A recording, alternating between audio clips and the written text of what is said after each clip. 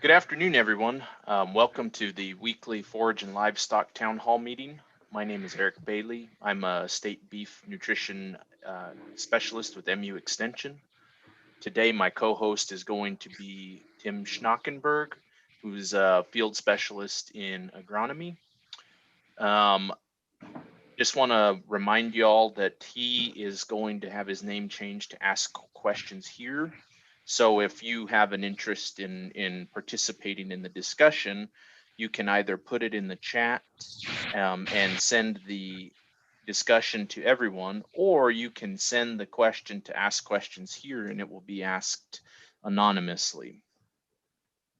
So as always, what we're going to start off with this week is a weather report from Dr. Pat Guinan. Pat, are you on? I am. Thank you, Eric, and good afternoon, everyone. I'll go right into it. Well, finally, we're getting some June-like weather after a fairly atypical May. It was a cool May and a very rainy May. We had a lot of showers and some heavy precip, but this is just over the past week. The image you see here on the left, that is radar estimates over the past 7 days. And the people that were wet in May, it just got wetter, if you could even say that. There just exceptional wetness over the past week. There were two big events last Monday morning, a week ago Monday morning, and then just another one right around the beginning of June. And look at some of these totals here in Southwest Missouri. The radar really kind of matches up well with the rain gauge reports.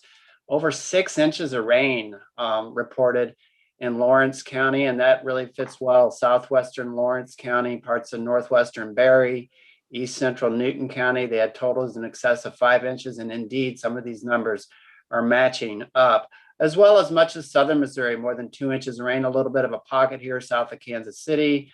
A little dry pocket here in Vernon County and some areas across northwest, north central Missouri. But overall, the wetness persists, the muddy conditions across the southern parts of the state. Even the Boot Heel were recipients of some big rainfall. This map you see here in the bottom right, that's the map that came out that was released this morning for the drought monitor, showing drought conditions across the country. This is the one for Missouri. Obviously, we are drought free. No drought conditions to speak of whatsoever. There is a little bit of what they consider abnormal dryness over the past several weeks, some residual dryness in some of the northwestern counties. And then this actually right here you see in St. Genevieve, northwestern Perry, and parts of St. Francis County. They just introduced that, but then they had some big rains this morning. Right in this area, there were reports around St. Genevieve of over an inch, and some higher locations here in northwest Perry County. So right where they needed it, they got it early this morning. So I wouldn't be surprised to see this disappear, this abnormally dry condition disappear next week. The soil temperatures have dropped compared to last week. They've been cooler. We've had cloudy conditions. They've generally been running about 5 to 7 degrees cooler than the previous week. Statewide, this is the 2-inch depth. They're generally running in the mid 60s, some lower 70s right here in the Boot Heel. The middle image does show the red line, which is the trend over the past few weeks. You can see the cooler conditions, they started to dip, but with warmer weather on the way, we're starting to see it gradually rise again to near average. The blue line here is the long-term average for soil temps over the first part of June. And as of a few hours ago, those soil temperatures are generally running in the mid to upper 60s, low 70s in southeast Missouri. We do have some really nice weather, more like typical of summer-like conditions. Today, we did see a system that still is over southern Missouri. It's a weak system, but just enough that could trigger some showers and isolated thunderstorms this afternoon, especially across southeast Missouri, perhaps even a little bit of south central in that corridor from West Plains to Salem, only about a 20 to 40% chance. Those conditions will clear out. The skies will become more sunny in southeast Missouri. We already see a lot of sun across the rest of the state. I would say Friday, tomorrow is the pick day of the week, as well as we go into the weekend. Tonight, it looks like a full sunshine day tomorrow, low humidities, very pleasant conditions, generally with highs in about 80 to 85 degrees. And these 4 images on the bottom here show tomorrow morning or Saturday, show the weekend high and low temperatures. On the left are Saturday morning lows, generally in the low to mid 60s. Look at these nice temperatures on Saturday, very summer-like, mid to even upper 80s, even Northwest Missouri perhaps could reach the lower 90s. That's above normal for this time of year. Mid 60s for Sunday morning, and again, mid 80s for Sunday afternoon. What you see here in Southwest Missouri, that's more of a system that's going to be moving in from the south and bringing us another chance of perhaps some showers and thunderstorms starting on Sunday across southern Missouri and then working their way northward throughout the course of the day. This is the forecast of precipitation over the next 7 days. Something we do need to keep an eye on. It's a significant system. They're forecasting starting later this weekend, perhaps early next week, starting to impact Missouri. They are forecasting an upper level low to cut off and circulate itself right here in Texas. And what that will do, it will open the Gulf of Mexico and bring in a deep fetch of Gulf of Mexico moisture into our state. You'll start noticing those more humid conditions as we go into Saturday and Sunday, a little bit more uncomfortable weather with those high temperatures in the 80s and those chances of precipitation starting on later in the day Sunday and continuing off and on throughout much of next week. If that's the forecast, they are forecasting that low to slowly move northeast and start impacting our weather late this weekend and early next week. And you can see some of the totals, heaviest totals of 1/2 to 1 inch, where we really don't need it across southern Missouri. This is a forecast for next week that'll take us June 8th through the 12th. These shows a high likelihood of above normal temperatures impacting much of the northern, north central, northeastern U.S. I wouldn't surprised to see several days in the 90s, perhaps across the upper Midwest, upper 80s, lower 90s. That cloudy and storm and system in Texas will keep those temperatures at bay so that they'll be below normal. It does look like above normal conditions for temperatures here in Missouri that would put highs probably in the mid 80s for the week. But also on the right here, you do see that enhanced likelihood of precipitation, above normal precipitation, especially over about the southeastern half of the state. Of course, that's going to be associated with that upper level low that is forecast to move out of Texas and make its way northward and northeastward and clipping Missouri with those higher chances of above normal precip. As you go northwest, where they really need the rain here across the north central U.S., northern plains, and much of the west, it does look like below normal precipitation. So that drought will only intensify in that part of the country. But we're looking good soil moisture wise. If anything, we need some dry time over the next several days. Eric, that's pretty much a weather report. I'll hand it back over to you. Thank you. Thanks, Pat. Really appreciate it as always. Tim, are there any questions for Pat? Eric, I don't see any at this point. Okay. Thank you, sir. Well, we'll go ahead and move on to today's educational topic. So I'm going to be taking the lead in the discussion today, and we're going to be talking about high feed prices and how that's impacting farms across Missouri.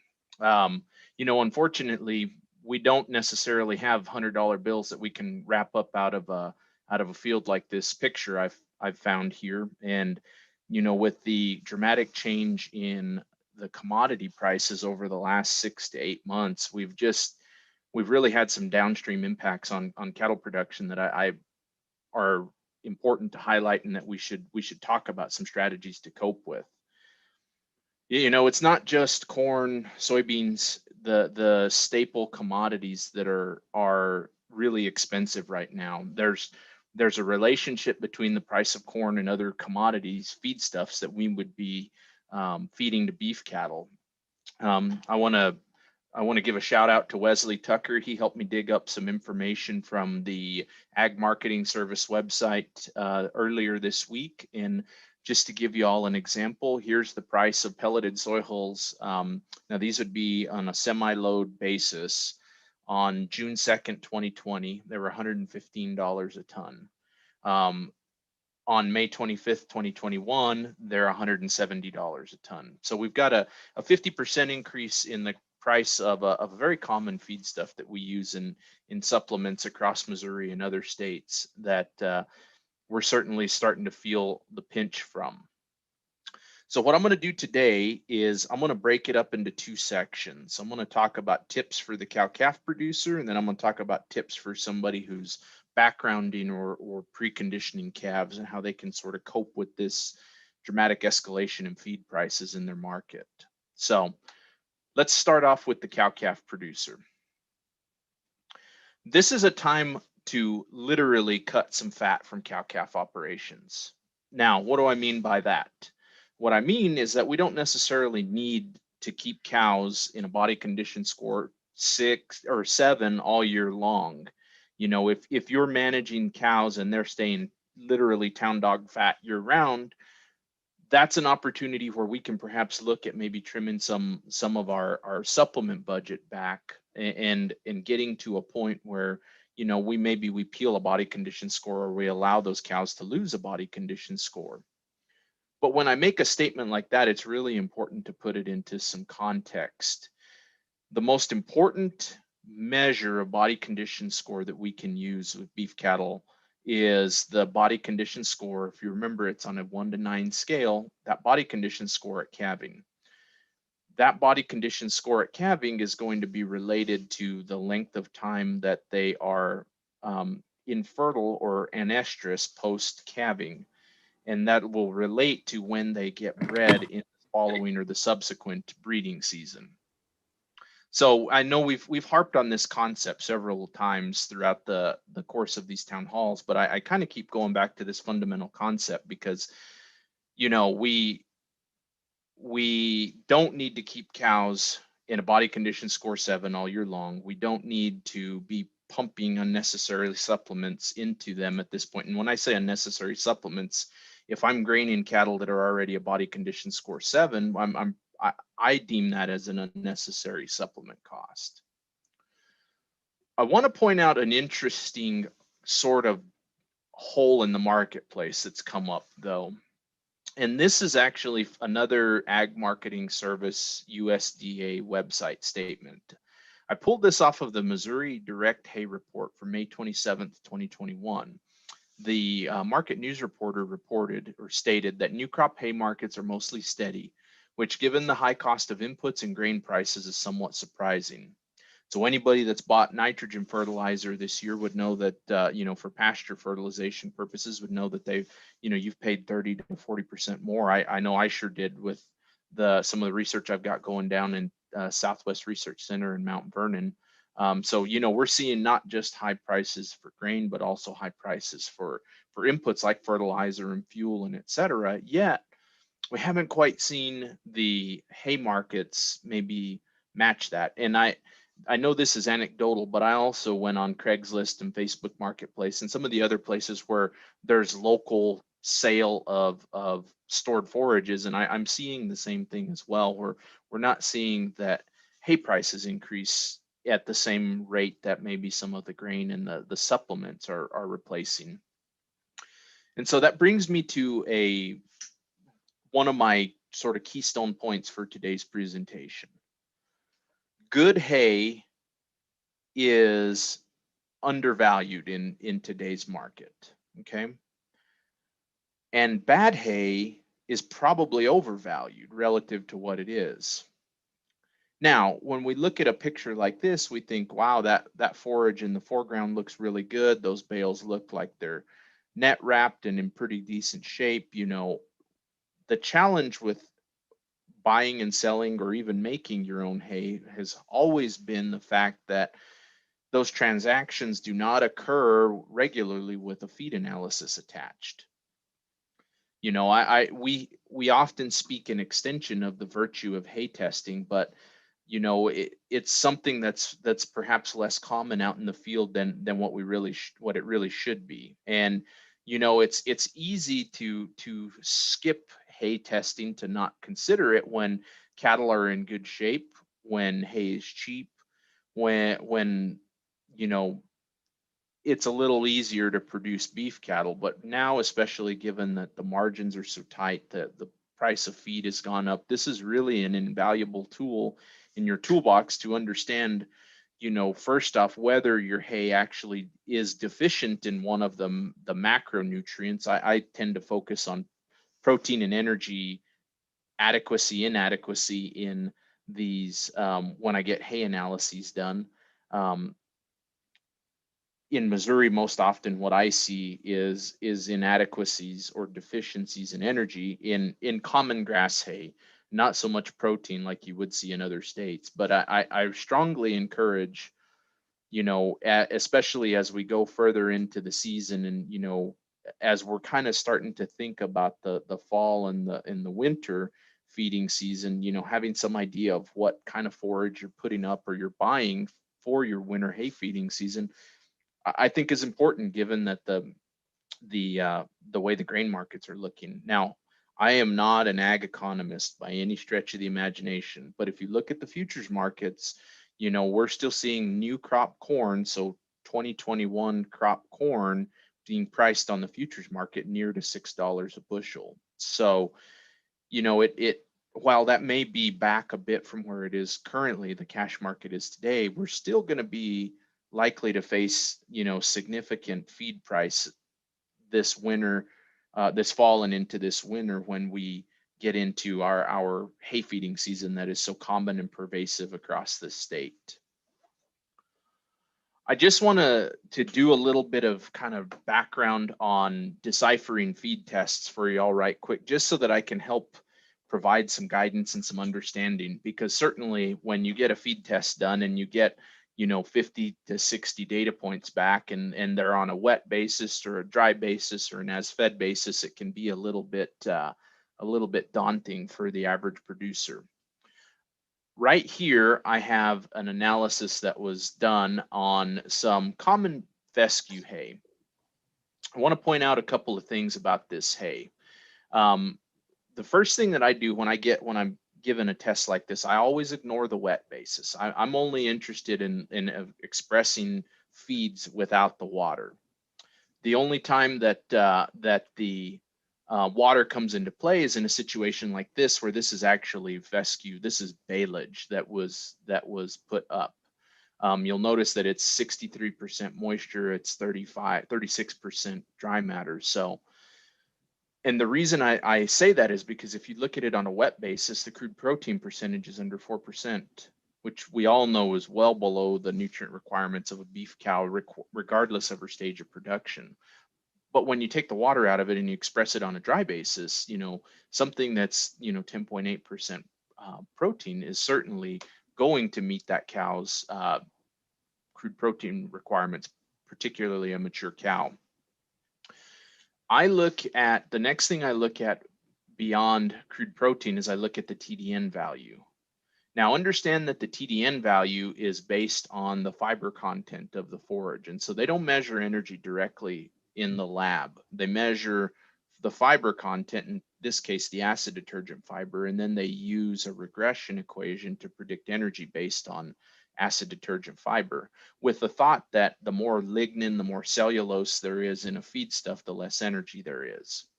Okay, and so you'll notice here from a TDN perspective, this hay on a dry basis tested under 50% at 49.8.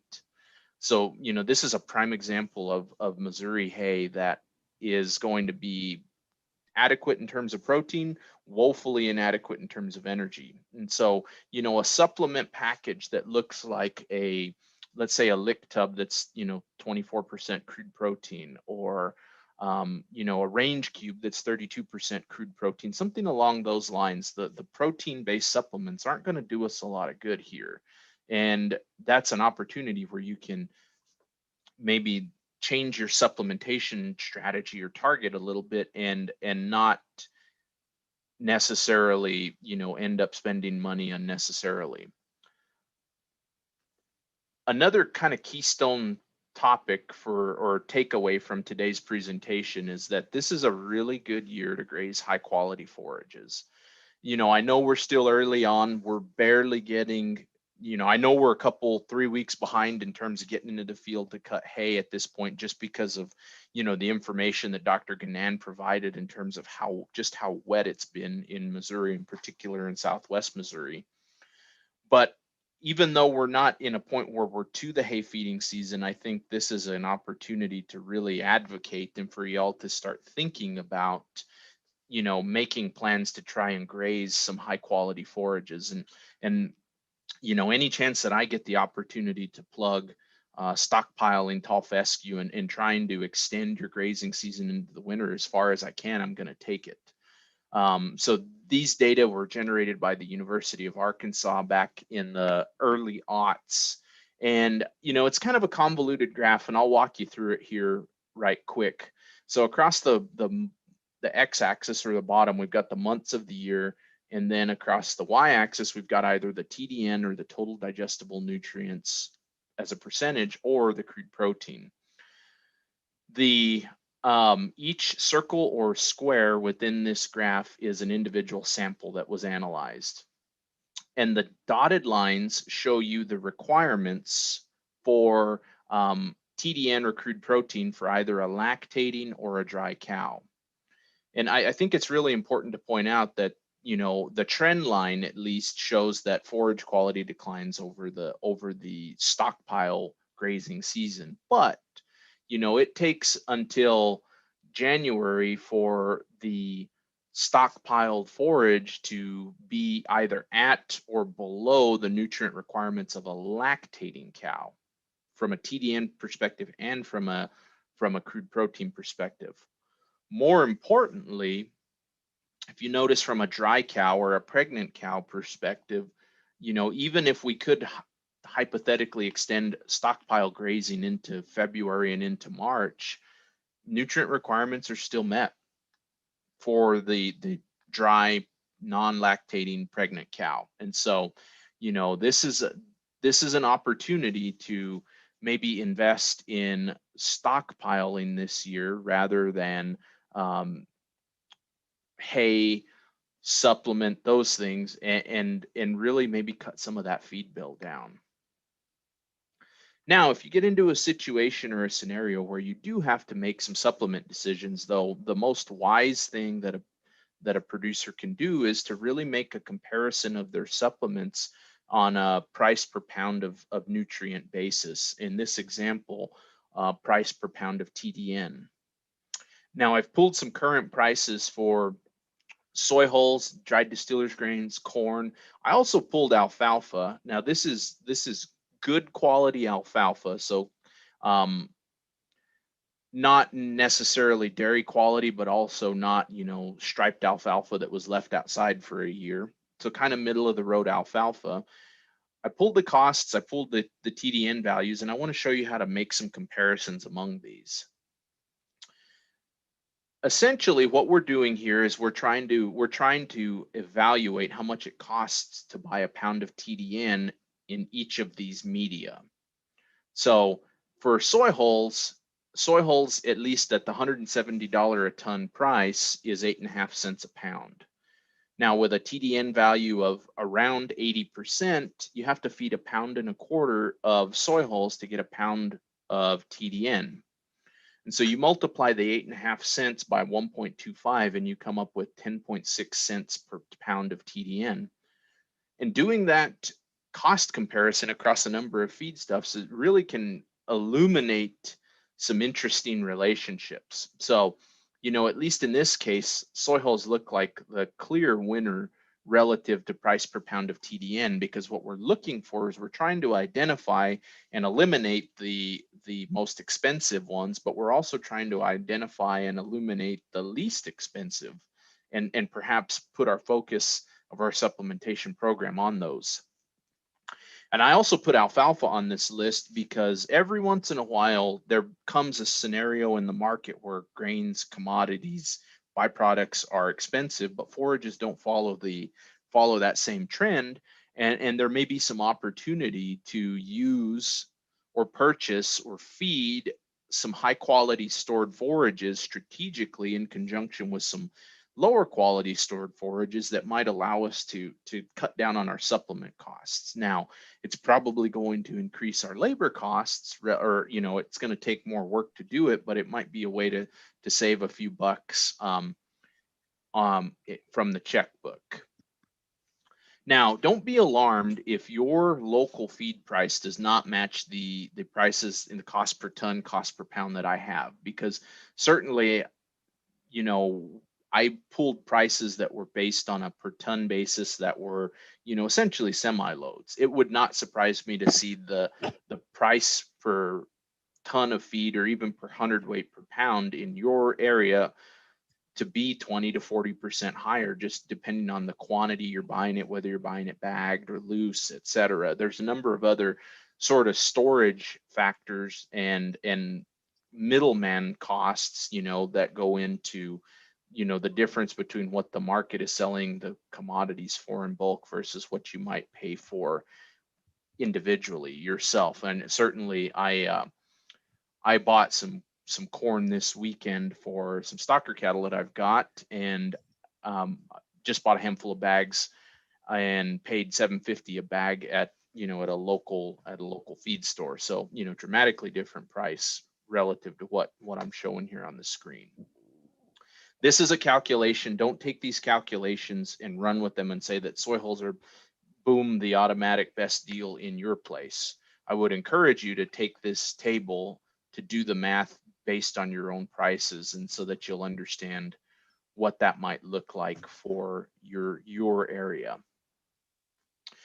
Okay, so let's look at some tips for backgrounding or preconditioning some growing calves, and kind of talk a little bit about what folks are doing in this case. Now, certainly this is a scenario that is really challenging to deal with right now, because we've seen our our feed cost of gain, so the amount of money spent to put one in feed to put 1 pound of weight gain on a calf. We've seen feed cost of gains go from 30 cents to 50 to 60 cents, even in the large backgrounding operations that are feeding a TMR and are buying commodities by the semi load and all of that. We've certainly felt the pinch in those avenues as well. And so I just want to go through a feed cost of gain calculation example, just to give you an idea of what that might look like. Now, I made an assumption here. I priced the feed high. I priced $340 a ton feed in this example, so that in that case the feed cost is 17 cents per pound. I'm assuming that this is probably a buying feed by the bag at your local feed store, and we're backgrounding just a handful of fall calves that have been weaned or fixing to get weaned, and that it's going to take about 6 pounds of feed per pound of gain. Now understand that those are both assumptions. That 6 pounds of feed required per pound of gain is can be 4, it can be 8 very easily, depending on the feeds you're feeding, depending on how much of it you're feeding, depending on your feeding system. There's a lot that goes into that. But in an example like this, where feed is 17 cents per pound and it takes 6 cents or 6 pounds of feed per pound of gain, I'm spending $1.02 in feed just to put a pound of weight gain on a calf. Okay. Now, I think the really crucial question, and I know Wesley Tucker has covered value of gain in previous town halls. I highly recommend going back to our YouTube channel and looking at some of the economic presentations that have been uploaded to the YouTube page. The question is that value of gain worth more than that feed cost of gain? Are you getting a return on your investment? Now, it's also important to note that there's no charge for your labor, for your overhead, for your facilities, your equipment, your fuel, etc. in that comparison. So, if your value of gain is less than your feed cost of gain, I would encourage you to not even think about pursuing this avenue, because by the time you put all your costs in, it's unlikely to be a profitable endeavor. Now, from my perspective, anytime that I see feed cost of gains get up that high, I'm backing away. But I would also use it's relatively uncommon to see value of gain, so the value of an additional pound of calf weight gain, to be very far north of $1 a pound. And so I tend to, anytime I see the value of gains, and the feed cost of gains get that close to one another, I'm out on the deal. Now, can we make feed cheaper, or can we feed more efficiently to maybe reduce some of those feed cost of gains? Absolutely. But that's going to require, a hard look at what your operation looks like. So in terms of making feed cheaper, can I buy it in bulk? I mean, that's the keep it super simple first question that should be asked. Do I have the ability to buy it in bulk? can I maybe look at changing my feeding program around a bit where I'm maybe feeding a single commodity and a higher quality forage rather than feeding a blend and low quality forage? Anybody who's heard me talk before has, heard me passionately advocate for feeding high quality hay to growing cattle to support, significant weight gains in these cattle rather than feeding low quality hay. A mature cow who's merely trying to meet maintenance energy requirements is a much better place to use low quality forages rather than feeding it to growing calves. Now, I've had a lot of questions from backgrounders in terms of trying alternative feeds just as a mechanism to keep these feed costs down. So in rations that I've run in the last 60 to 70 days, I've used burned soybeans, I've used hominy, I've used grain screenings, I've used just a little bit of everything. People are coming out of the woodworks with all kinds of fun and interesting, feedstuffs that we wouldn't commonly use. I like this strategy in general, but I would encourage you, that, feed analyses, guidance from a professional, whether that's MU Extension, a local, feed nutritionist, somebody who hopefully has some advanced training, I would tread down this pathway cautiously, and I'd make sure that I have somebody in my corner that knows what these feedstuffs really are, before we put them in the ration, because certainly the variability in the nutrient composition is going to increase as we use these alternative feeds, and especially when we get to putting them into the ration at significant concentrations, we can really run into some problems.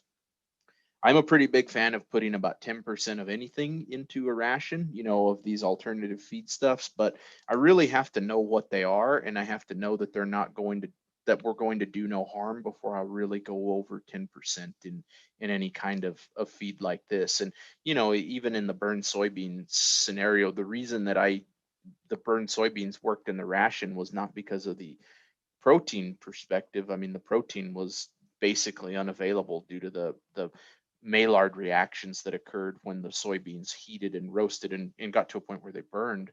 But the soybeans, even after they were scorched, were still 20% fat. And so I was able to get some energy in the ration from the fat, and that's what made them work in this case. Now, in terms of feeding more efficiently, everybody knows that I'm on the record as not being pro creep feeding or pro self feeders in most cases. And I think this is a really good opportunity or a good time to highlight some of the limitations of that process. Losses to wildlife consumption, spillage, cattle dumping feed out on the ground, things along those lines. Those are really going to drive that feed to gain ratio up. And remember, a larger feed to gain ratio is not a good thing in this case. We want a lower feed to gain ratio. So the self-feeding supplements, given the price of commodities right now, to me does not make a lot of sense. Now, that's kind of looking at the market from a 30,000 foot view. It may be different in your own area, but I certainly would not encourage it in a case like this. Now, the other thing about this is, is your ration that you're feeding to your backgrounders, your preconditioned calves, or your creep feed even, is it properly balanced? Do we have at least 12.5% crude protein? Are we at least 60% TDN for growing calves? Are we putting those cattle in a position to gain weight efficiently, and by gaining weight efficiently, keeping our feed cost of gains down? Going back to my same theme about, this is a good year to use some graze some high quality forages. I really would encourage you all to consider the opportunity perhaps to graze these growing cattle on high quality forages rather than, keeping them in a dry lot or, feeding them heavily. What I've got here is this is a table of quantity and quality of various cover crops that was compiled by the University of Minnesota back in 2015. Now, I actually found this in a Progressive Dairy article on the web. And I just want to point out to you that there's a wide variety of options. And I really don't have time to go over all of these options individually in the context of this presentation. However, if you're interested in trying to look up the TDN or the tonnage for these various cover crops so that you can do some calculations in terms of stocking rate or projecting gains, you know, this might be a good time to go back and rewatch this video on YouTube later on and perhaps take a little closer look at the deal. I do want to point out, though, that if you look at the TDN on the right side, there are a heck of a lot more TDNs that are in the 60s and even into the mid and upper 60s than there are TDN of these cover crops in the 50s. And there's only, I think, one, which is grazing standing corn, that would be below 50. These are high quality feedstuffs. This might be a year to look into perhaps the potential for, you know, cost share agreements to get in to try cover crops if you have, you know, the crop ground that available that could be used for this. I really think that I believe that, you know, forages are going to be the cheapest per unit of nutrients. You know, these are going to be a low hanging fruit in terms of putting weight gain on calves efficiently, you know, now through the summer and even going into this fall. So just to kind of wrap this up and get into the final thoughts, you know, my question on the cow side is, where can I trim some unnecessary supplement off of my feed bill yet maintain the body condition score, maintain the reproductive performance in the cow herd? You know, we don't need to keep them at a body condition score 7 all year long, but we sure want them to calve at a body condition score 5 at minimum. High quality forage appears to be undervalued in the marketplace right now. I think that there's a real opportunity if you can get into, you know, high quality forage that you can keep feed costs under control, both for the cow calf and the backgrounding. And most importantly, you know, when it comes to backgrounding preconditioning calves, does your value of gain exceed the feed cost of gain for growing calves? And it's sure better if you're going to look at backgrounding a significant or preconditioning a significant number of calves. So that's about all I've got for today. I'm going to go ahead and stop right there. And Tim, do we have any questions in the chat? Eric, we have a couple. First one is, when is the best time to pull samples on hay for analysis? At harvest in the summer, or wait until fall or early winter when feeding? Okay, that's a great question, Tim, and thank you to the person who asked it. If your storage conditions are ideal, you can pull the samples at harvest, but you have to also understand that if the hay is stored in a turn row on the ground, you know, those are storage conditions that will likely lead to some weathering due to just rainfall, you know, leaching nutrients, the bales getting wet, leaching nutrients out. The best case scenario is to go out, you know, let's say 45 days before you plan to start feeding hay, and core at least 10 bales out of your stack to give yourself a representative sample, and combine those samples into one composite sample and send that off for analysis, because that'll give you the most accurate representation.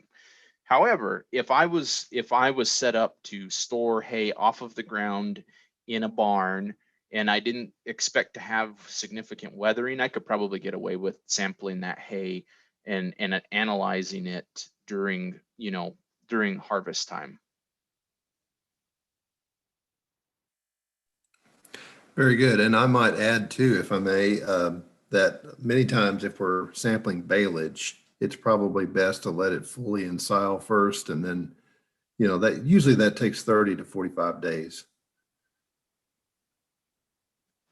One other question that's come in, is there a problem with gain loss during the transition between alternative feeds? Should you find one and stick with it through the growth cycle?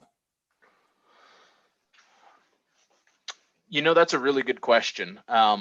So just to kind of paraphrase it, to make it a little more clear in my head, I guess the way I understand the question, and feel free to correct me if I'm wrong, is if I'm changing rations, if I'm changing feedstuffs, and I'm using something I've never used before, is that going to have some negative impact on animal performance?